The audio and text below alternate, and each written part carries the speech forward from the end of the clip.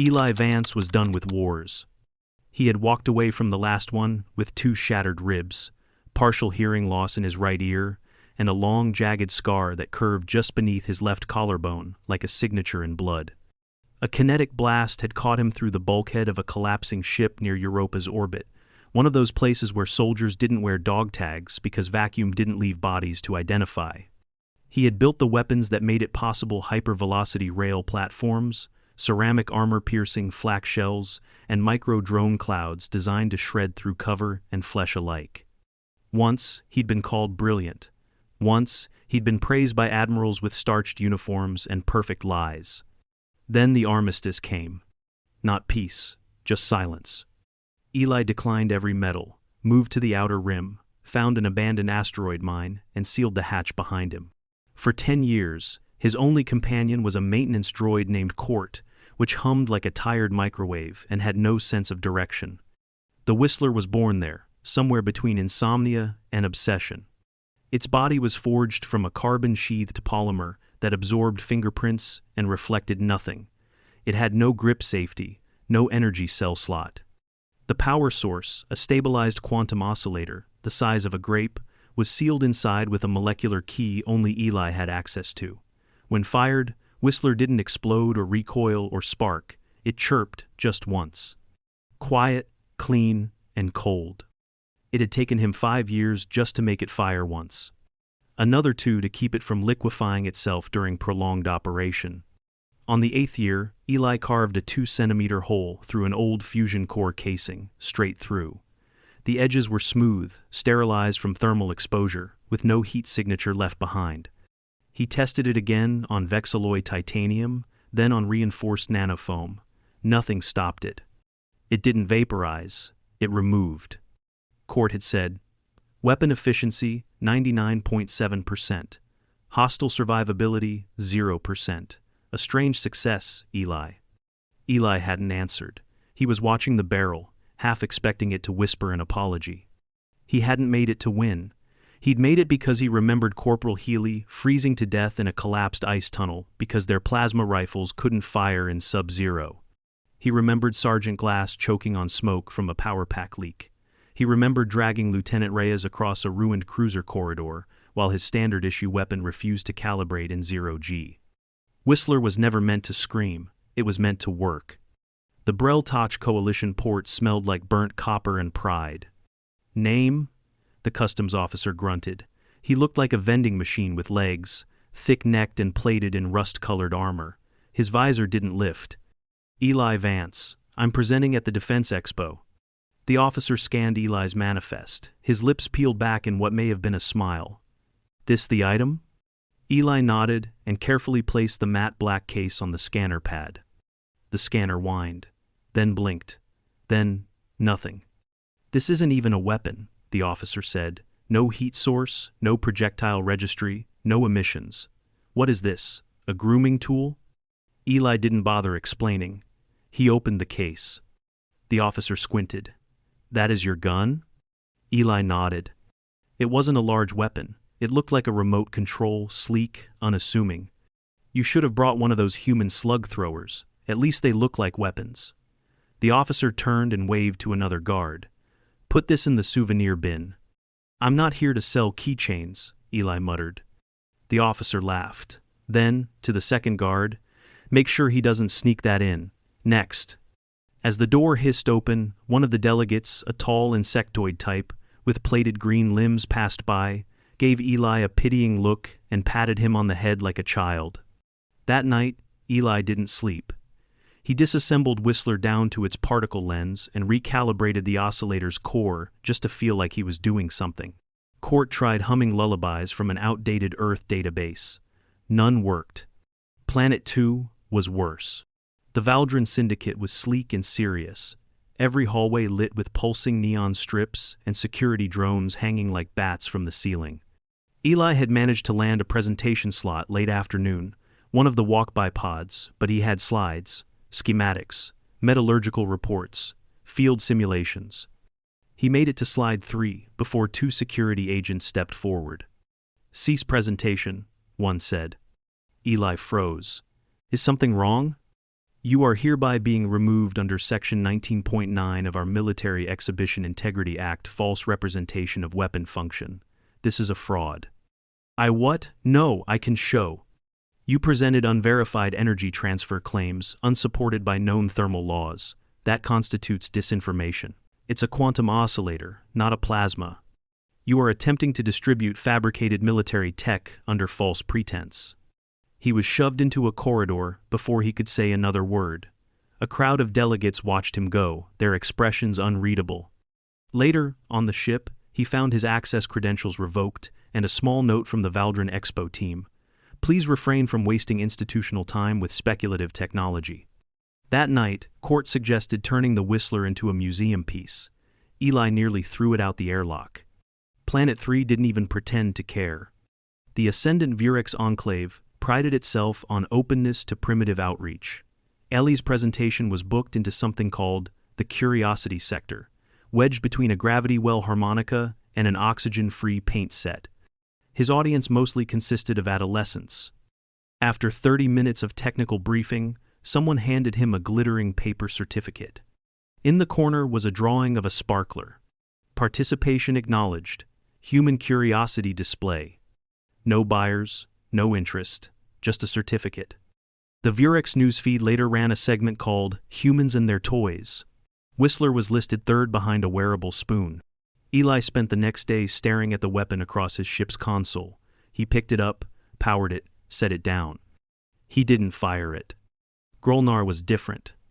The port was built into the bones of a dormant volcano. Every structure bore scorch marks and proud banners of battle. No frills, no neon, just function layered over legacy. Eli checked in without incident. They scanned Whistler, found nothing, shrugged. Another human toy. Another human toy. He was ushered into the arena where independent weapons were demoed before military procurement officers. No slides, no holocharts, just a target plate and a witness panel. General Traskell sat in the front row. His armor was forged from magma-grade alloy, lined with decorative ridges and thermoreactive sigils that glowed when his body temperature rose. 2 tusks jutted from his lower jaw. He was nearly 3 meters tall. Eli opened the case. Traskell leaned forward. That little tube? If it so much as dents my ceremonial armor, I'll wire you 200 bitcoins and name a training center after you. The crowd laughed. Someone in the back coughed. He brought a stylus. Eli stepped up to the firing line. The test panel was dragged out. Vexalloy titanium composite, standard issue for frontline troops across 3 systems. It was half a meter thick, reinforced. Eli took aim. The chamber hummed quietly. He pressed the trigger. Chirp! Laughter exploded. Traskell doubled over, wheezing. Did it even turn on? Eli said nothing. He walked toward the slab. And he touched it. Then pushed. The panel slid apart like fruit, a clean slice, edge to edge. The cross-section glowed faintly, not from heat, but from absence. A void had passed through. Eli turned back, pointed at the center of the slab. A hole, perfectly circular, 2 centimeters across. Dead center. No debris, no impact distortion, just gone. Silence choked the room. Then the panel's monitoring drone beeped and displayed the internal scan. No residual heat, no radiation, no scratches, just a column of nothing drilled through high-density alloy. Traskell didn't speak. He wired the bitcoins. Then stood, walked up to Eli, and said, "Name your price." Eli didn't answer, not yet. Because, in the moment of triumph, he only thought of one thing: how quickly this would make him a target. Eli didn't sleep for 3 days after Grolnar. Not from fear. Not exactly. The attention came like a gravity swell. First, a quiet line of military tacticians, analysts, and weapons officers asking for specs. Then came the offers: planets, fortresses, eternal security contracts, even one bizarre proposition for a genetically tailored concubine species, which Eli declined so hard the translator stuttered. He refused them all. The Whistler wasn't ready for mass deployment. Not yet. Not without controls. Some offers turned into threats within hours. Eli took the long way back to his asteroid lab, weaving through untracked lanes, cloaked most of the time. By the time he arrived, his inbox had 400,000 unread messages, 42 cease and desist orders from corporations he hadn't even heard of, and one ominous transmission with no metadata. A blurry image of his prototype displayed on a laboratory slab, surrounded by unfamiliar engineers. He stared at it, pulse rising. Court shuffled in with a data drive. Message from Yavrik's Armatech conglomerate, the droid chirped. They've submitted a galactic patent claim for your weapon. They say it was reverse engineered from an existing Valdran project. You are being accused of intellectual theft. Eli's throat went dry. It was impossible. He'd never left anything behind on Valdran. No drives, no cores. He hadn't even been allowed to demonstrate the Whistler properly. Unless they scanned the weapon without his knowledge. Or had surveillance in the demo bay. Or, worse, someone had been inside his ship. He powered the lab's mainframe and accessed his design logs. Everything was intact, time-stamped, and redundant across 5 backups. He had CAD files, energy yield spreadsheets, metallurgical simulations, and quantum trace logs from the oscillator prototype dated months before his first off-world trip. And none of that mattered if the court didn't believe him. Yavrik's had clout. Their claim was already spreading. One news cycle later, his name was smeared across 16 sectors. Human inventor fake superweapon. Reverse-engineered lies. The Eli Vance hoax. The Grolnar Defense Ministry revoked their offer, pending patent authenticity review. Traskell didn't return his calls. The inbox now held veiled death threats. Then came the formal action. A galactic arbitration probe arrived 2 auditors in long void suits and featureless masks who walked through his lab without speaking. They scanned every surface, confiscated the Whistler prototype, and froze his patent claim under subsection 88 of the Interstellar Invention Integrity Act. The moment they left, Eli punched a console so hard he fractured the first metacarpal in his right hand. He didn't scream, he just sat on the floor, breathing through grit teeth, the swelling already blooming like fire under his skin. Court administered a splint and 800 milligram of nano-suppressed anti-inflammatory gel. You need rest. I need justice. I need justice. Court's photoreceptors dimmed slightly. Justice won't help if you lose circulation in that hand. I built that thing to save lives. And now some suit tower parasite just takes it? Correct, Court said unhelpfully.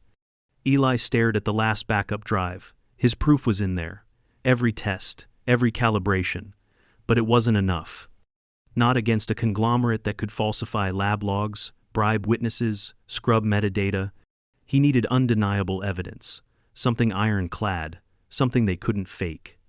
And then he remembered. The maintenance drone. Unit N37, old as dust and clumsy as hell, used to follow him around the shop, recording everything, because Eli forgot half the time to log his sessions manually.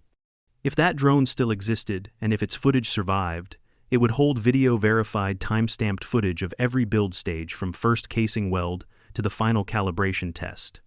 A continuous visual chain. But N37 had been decommissioned 6 months ago, disassembled for parts after a coolant line rupture. Eli had dumped its chassis into the lower cargo hold. He sprinted down the corridor, ribs throbbing from exertion, the handbrace pinched with every movement. He dug through storage bins until his fingers bled from old plating shards. Then he found it. The droid's main head module, cracked and covered in coolant frost. He carried it upstairs like a relic. Court helped splice it into the lab console. Booting took 2 hours. The internal drive was mostly corrupted, but then a flicker frames, then a continuous stream. The feed began to play. Eli, younger and angrier, welding the barrel insert while muttering to himself. Court reminding him he needed food. Eli swearing when the lens cracked during the oscillator test. Frame by frame, day by day, week by week, every stage of Whistler's birth, with verifiable system timestamps and environment metrics. All predating the Valdran Expo visit by over 4 months. It was enough. But submission to the arbitration panel required a security clearance one now revoked. He needed to go in person. He arrived at the Galactic Arbitration Hall 3 days later, after hacking his own ship's registry and borrowing an alias from Court's joke generator.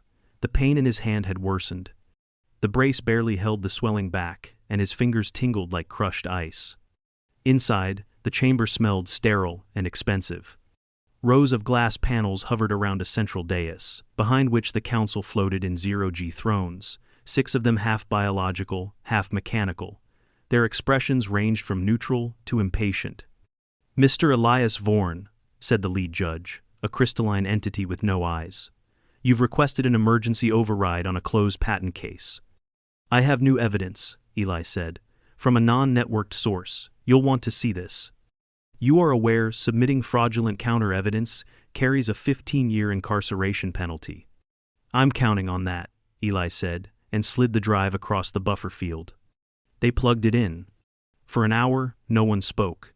The council watched, witnessed, verified timestamp protocols, compared fabrication metrics, cross-referenced oscillator calibration logs with the Valdrin date of his arrival. One of them leaned forward. "This unit N37, is it functional?" "No," Eli said. "It cracked during a coolant rupture. You'll see that time-stamped in the later logs too." They did. The crystalline one spoke last. "This proves the weapon was in advanced stages before you entered Valdrin territory. Yavrix's claim is invalid. Motion to reinstate your patent and enforce penalties?" "Approved," said all 5 others. The ruling was public by dusk. Yavrix collapsed in 2 weeks. Their board resigned in disgrace. Their holdings were liquidated. Their top patent officer was indicted for forgery and conspiracy. Eli's name was restored, and Whistler's design sealed under council-grade protection. He was offered legal immunity from all further exploitation attempts. One final letter came from Traskul. It simply read, "Grolnar honors the Silent Blade." Attached was the deed to a new academy complex, and a request to name it after him. Eli didn't smile. Not yet. His hand had to heal first. Hairline fracture. Immobilized for 4 weeks. 2 follow-ups with regen gel packs and grip therapy twice daily. A minor injury, but the kind that hurt more because he had no time for it. Justice didn't wait. Neither did legacy. But healing did. He let it. Eli wore a sling the first time he sat at the Galactic Mediation Council's negotiation table. The room was wide, domed, and so quiet you could hear power couplings sigh behind the walls. Delegates from 19 systems sat arranged in a slow arc, some in environmental suits, others cocooned in fluid tanks or suspended mid-air. Every eye was on him. Not the sling, not the bruise peeking above his collar from a failed sleep attempt 2 nights ago. On him. The man who had brought the galaxy, a weapon that made no sound. "Let's begin," said Counselor Mevrin, a 3-limbed avian with matte silver feathers and a diplomatic record longer than most planetary histories. Her voice was clinical.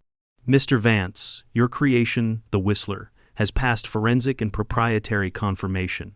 You are the sole inventor, and your IP is restored." Eli nodded once. He hadn't come for an apology. "But there are concerns." Of course there were. A delegate from the Geller Collective leaned forward. His exosuit creaked. "The weapon is undetectable by all current battlefield sensors. It creates no environmental signature. It can breach any standard armor without radiation or ballistic markers. In the wrong hands—" "I'm aware," Eli said. "That's why I'm not selling it to the wrong hands." "You refuse to distribute?" "I refuse to mass deploy without safeguards." Murmurs flickered across the chamber. A merchant prince from the Elan Coalition hissed, "We are not children. We don't need a human to lecture us on morality." Eli's sling shifted as he leaned forward. "Then maybe stop acting like it." Also, the room went still. He took a breath. This wasn't built for dominance. It was built for survival.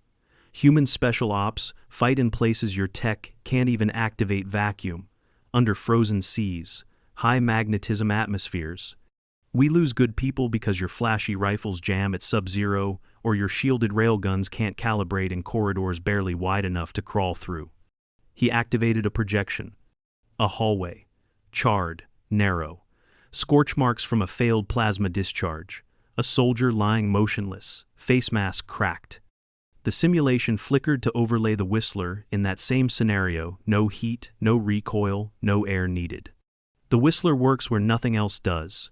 Counselor Mevrin blinked. But you still propose restrictions? Yes, Eli said, and raised his good hand to count them off. 1. Biometric pairing, only the registered user can fire it. 2. Heat cap, no overfire beyond tactical threshold. 3.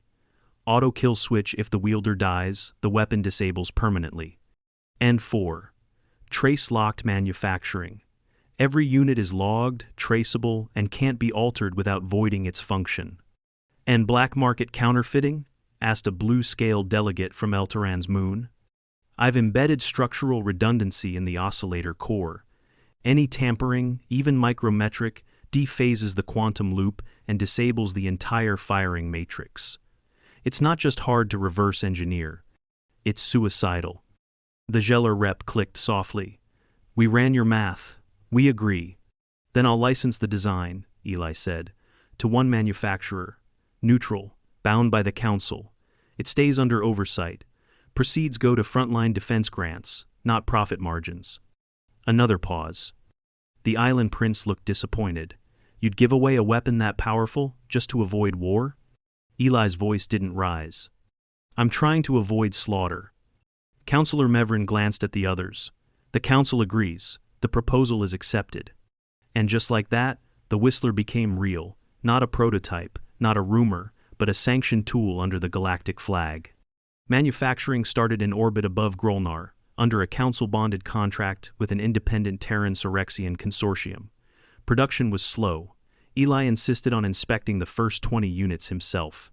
Each one went through triple certification, biometric lockdown, and live fire testing in vacuum chambers. Court handled transport logistics, now upgraded with better mapping software and a new sarcasm filter after Eli threatened to install a personality reset. Despite the safeguards, rumors swelled. A black market video surfaced a shaky handheld view of a Whistler clone melting a slab of synthetic armor. The council confirmed it was faked, generated in a 3D sim suite with altered timestamps. Another group claimed they could reverse engineer the oscillator. One tried. The blast tore through their own lab. 4 dead. The oscillator vaporized itself mid-test. Eli said nothing to the press. He let the silence speak. Grolnar named not 1, but 3 military academies after him. The second, dedicated to advanced weapon training, opened with a live demo of Whistler on stacked armor composites. Students didn't laugh. They took notes. General Traskell had resigned his command post and taken on an unusual new title, Cultural Armament Liaison. He appeared in council broadcasts beside Eli now, talking not about conquest, but restraint. I mocked him, Traskell said in one segment, standing beside the original slab still split from Eli's first demo. Then I watched him slice a world apart with a whisper, and he never once smiled. But the real shift came quietly. A memo circulated among planetary law enforcement agencies, then tactical border patrols, then private security guilds. It outlined emergency Whistler detection protocols. Even though the weapon left no heat, no emission, no recoil, it told agents to assume breach potential unless visually confirmed otherwise. It was the first time in galactic protocol history that a weapon's very existence altered procedural doctrine. Eli, meanwhile, spent his days in orbit. Not expanding, not replicating. Just refining. The next-gen Whistler concept involved adaptive refractive coatings to further minimize visibility. The council rejected it. Too risky. Eli didn't fight them, he agreed. Even ingenuity needed a leash. He turned instead to optimizing power efficiency, reducing component strain, and reinforcing casing stability for battlefield longevity. It was dull work, satisfying. He'd taken one more injury, nothing major. A minor laceration on his left hand from a cracked oscillator core during thermal testing. Needed 7 sutures. Court did them. Real stitching, no regen gel. Just thread and patience. It reminded Eli of the old wars. Back when tools weren't perfect. When you fixed things with your hands. When your hands could break. He didn't want that again. A year later, a council archivist requested a relic. Not a clone, not a model. The Whistler. The original. Eli didn't hesitate. He cleaned it, placed it in a sealed induction cradle, etched the date beneath the handle, for the ones we lost and the ones who didn't have to. He added a message. Quiet, tucked beneath the grip, hard to notice unless you were looking. It read, loud doesn't mean strong, big doesn't mean smart, sharp doesn't mean right. Use only what you understand, and never underestimate a quiet tool. The relic was placed in a glass case at the Grolnar Defense School. Students passed it daily. Some scoffed at first. Then came the range demonstration. Always the same. The chirp. The silence. The slab falling apart. No one laughed twice. The air inside the Grolnar Defense School's main armory wing held a quiet reverence, like a museum built inside a cathedral. Trophies from centuries of conquest stood tall along the corridor, charred blades, cracked visors, fragments of siege turrets polished to mirror shine. But none drew more eyes than the small, matte black artifact encased at the far end. Encased in a suspended stasis cube floated a slender object no longer than a man's hand, unadorned and cold. A glass placard beneath it read, Whistler, the gun they laughed at. Beside it, a faded holograph cycled slowly through static and light. Eli Vance, in a patched flight jacket and thermal gloves, stood next to General Traskell, both squinting into the Sunday. Eli's expression was unreadable, tired, maybe, or just unimpressed with his own place in history. Cadet Foreign, 16 standard cycles, top of his intake class, and just arrogant enough to be dangerous, leaned closer to the display with a skeptical sneer. This? He asked, tapping on the glass with his talon-like fingertip. This is the legendary Whistler? His instructor, Captain Jallis, nodded. The original, first prototype. Looks like a diagnostic wand. Most weapons don't need to be loud to change history. Another cadet snorted. It doesn't even look powered. What could that possibly do? Jallis raised a brow and keyed a command into the wall panel. The corridor lights dimmed. Behind them, a shielded range door slid open with a deep hiss. Inside waited a layered Vexilloy titanium composite slab, standardized, regulation thickness. Range demonstration, Jallis said, nodding toward the platform, where a replica of the Whistler, identical in every way but power output limits, rested in a biometric mount. One by one, the cadets watched the instructor pick it up. The weapon chirped. Soft, crisp, dismissible. A 2-centimeter hole appeared in the center of the slab. Clean, cauterized, still cold. No sound, no flash, just absence. The slab was then tilted forward, revealing a seamless vertical incision from left to right, a structural bisect. The cut had passed straight through the alloy, with no surface disruption on either side. No scorch marks, no residue. Nothing but a whisper. The cadets were quiet. Legend says Traskell paid 200 bitcoins on the spot, Jallis said, and later named his training center after the man he mocked. The man he mocked, Eli Vance, lived quietly on Lyra Station, orbiting a twin-moon world whose name he never bothered to memorize. He kept to a modest suite, nothing lavish, nothing corporate. The walls were lined with engineering charts, not medals. Half a dozen newer oscillator models sat dismantled on his workbench, all inactive. He hadn't built anything new in 2 years. He had no reason to. He still checked the Whistler production logs, weekly licenses verified, no unauthorized copies, no surplus beyond the council-approved allotment. He still updated the biometric locking algorithm every quarter, submitting patches directly to the Weapons Council via encrypted channel. Court now ran support operations remotely, from a data core plugged into the station's administrative node. The droid had taken to filing gentle reminders for things like sleep, hydration, and nerve mobility exercises. Your recovery was only partial, Court often reminded him. Repetitive stress will compromise your grip long term. Perhaps consider less soldering. Perhaps consider a mute button, Eli always answered. He'd been offered a seat on the Intergalactic Tech Union, a lifetime position, ceremonial, and high profile. He declined. Twice. Then the council offered him a deal he couldn't refuse. They wanted a second weapon. Not a more powerful version of the Whistler, not a ship-mounted variation, just another innovation. But Eli didn't want to build anymore.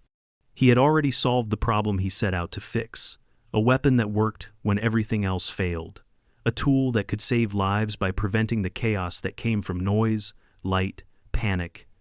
The Whistler wasn't about strength, it was about reliability, about control. And Eli didn't want his legacy to become an arms race. So, instead, he wrote a guide. Not a manual. A philosophy. It was published under a neutral title, translated into 83 dialects, and distributed free to every military school and research institution that trained weapon engineers. The Cost of the Whisper, Engineering for Survival, Not Supremacy. It opened with a story not about the Whistler, but about a woman named Lieutenant Reyes, who died inside a decompression corridor with a weapon she couldn't fire because it jammed in vacuum. It closed with a line Eli had written and rewritten 100 times before finally letting it go. If your invention makes noise but can't save the one holding it, then all it really does is shout over their dying breath. Years later, on the anniversary of the Grolnar demonstration, a small ceremony was held. Nothing elaborate. A dozen cadets, a few instructors, a silent firing range, and a recharged replica. Eli didn't attend. But he sent a message.